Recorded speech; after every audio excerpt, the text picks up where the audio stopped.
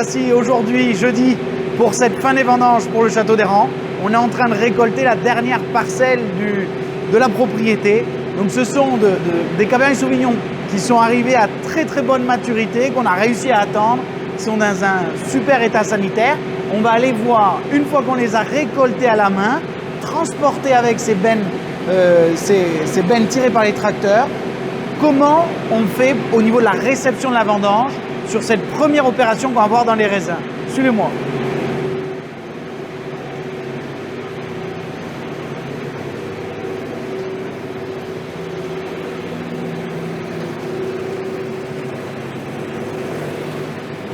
Là, vous avez des raisins qui tombent de la benne en haut et qui vont passer à travers cet érafloir fouloir. C'est un érafloir des dernières générations qui permet de séparer les grains de la rafle et de les garder dans le meilleur état, qu'ils soient vraiment intacts, complets, sans abîmer la rafle, la partie végétale.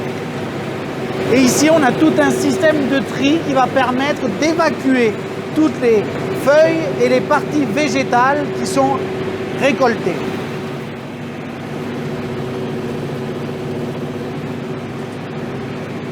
On va pouvoir sélectionner, comme je vous le disais, les meilleurs raisins qui sont entiers, qui sont encore ouverts, qui vont pouvoir aller dans cet état-là, dans la cuve. On va leur faire une dernière opération, un foulage en dessous de cette machine, où on va venir écraser les raisins pour leur faire une petite ouverture, ce qui va permettre tout simplement de libérer le jus. On met tout ça dans la cuve et ensuite on va extraire la couleur, extraire les composés qui sont dans la pellicule avec des opérations que l'on appelle les remontages notamment. On va voir ça dans un instant.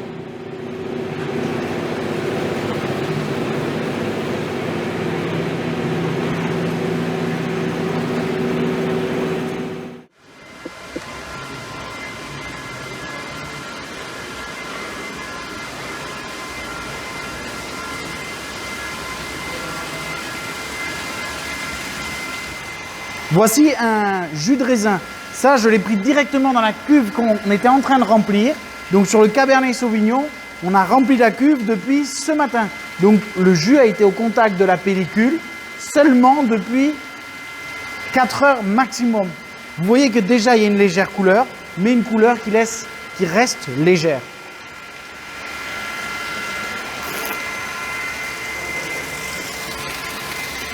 C'est très aromatique et très fruité, mais ça manque de consistance. Et il faut encore qu'on fermente ce sucre pour que ça se transforme en alcool et que l'on extrait tous les composés qui sont dans la pellicule, ce qui nous intéresse vraiment.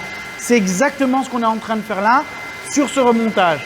Là, on a maintenant une cuve que l'on a remplie, vous voyez, le 2809. Il y a du coup 3-4 jours et c'est en train de fermenter. Là, vous allez voir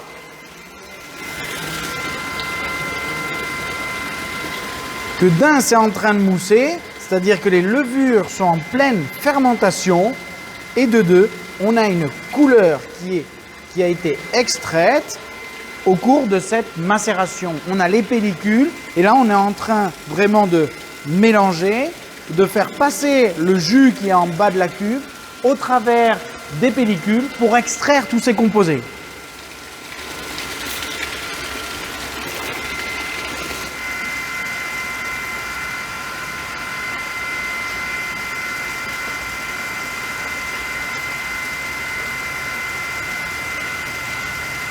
En haut de la cuve, on a donc l'asperceur qui va répartir de manière homogène le jus avec ce tourniquet qui va permettre de faire passer au travers du marc le jus et d'extraire cette couleur qui est contenue dans les pellicules. La couleur, mais aussi toute la matière, c'est-à-dire tout ce qui va faire la structure du vin, mais aussi tous les composés aromatiques qui vont nous permettre d'avoir des vins expressifs qui vont exprimer au mieux leur terroir.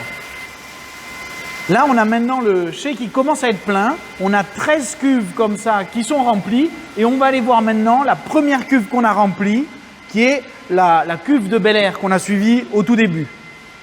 Elle est ici, vous voyez, on a récolté le 2109. Cette cuve a donc 9 jours. Elle a fini la fermentation alcoolique. On a arrêté de faire cette opération de remontage parce qu'on a uniquement, on n'a que de l'alcool, plus de sucre, et du coup l'extraction est beaucoup plus forte. Vous allez voir que là, on a fini d'extraire, il n'y a plus de mousse qui se crée, il y a encore un peu de gaz dissous, mais là on a beaucoup de matière, une couleur très sombre. Au nez, c'est très expressif, sur le fruit rouge.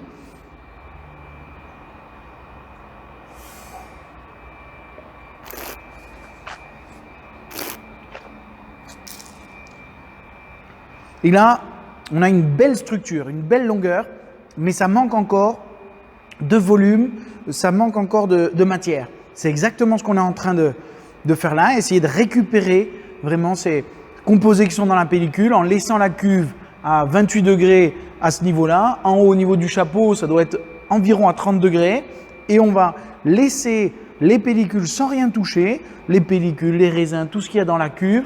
On va laisser macérer, on va faire une macération du coup post-fermentaire à chaud qui va durer encore une vingtaine de jours où on va continuer de déguster quotidiennement pour vraiment identifier le point optimal de décuvage, le moment où on va séparer le vin de la pellicule, le moment où on aura extrait tous les meilleurs composés, tous les composés intéressants qui sont présents dans la pellicule. Et on se retrouvera durant l'élaboration, l'élevage de ce vin qui se fera en barrique.